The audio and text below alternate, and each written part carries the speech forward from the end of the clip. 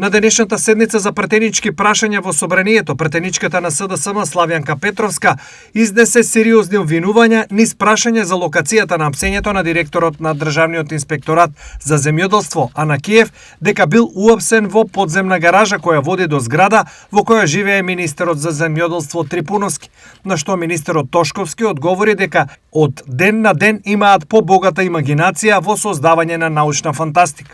Локацијата каде е уапсен директорот никогаш не беше кажано во јавноста.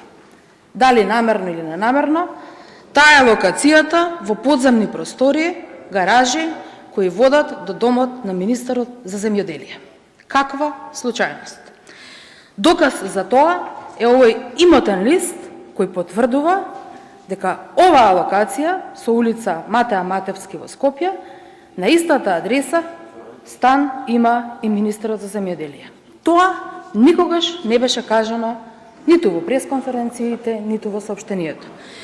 И оттука моето јасно прашање до вас е дали вие или некој друг свесно и намерно во Министерството за внатрешни работи ја прекина операцијата, односно го уапси директорот пред тој да ги достави парите токму до министерот за земјоделие.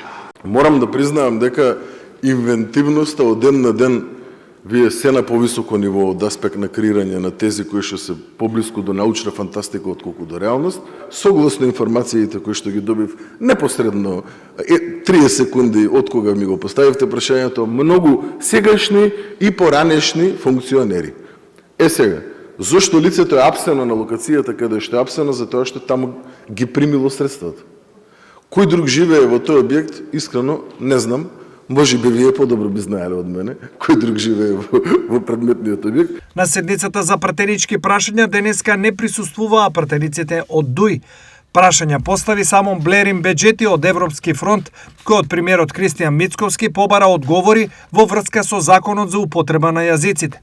Венецијанската комисија се користеше за да се проблематизира овој закон. Вие велевте дека препораките се европски стандард кои треба да се почитуваат. Ви поставив и една паралела и со вашите јавни изнесувања со Уставниот суд, кои ги имате со два стандарди, бидејќи во овие 2 години на власт сте запознани, сте познат како човек со два стандарди, и то големи стандарди. Кога истата комисија истакнува дека стандардите се минимални и државата може да понуди поголеми јазични права, дали ќе го почитувате и овој дел или и Венецијанската комисија, значи е добра кога политички ви одговара? Никој нема против користењето на јазиците во Македонија кои што ги употребуваат делови од народи на одредени територии или на целата територија, во случајот албанскиот јазик, нити пак некој некогаш го спорел тоа. Нема никогаш да дозволам ситни души со ситни теми да играат на чувствата на граѓаните во Македонија.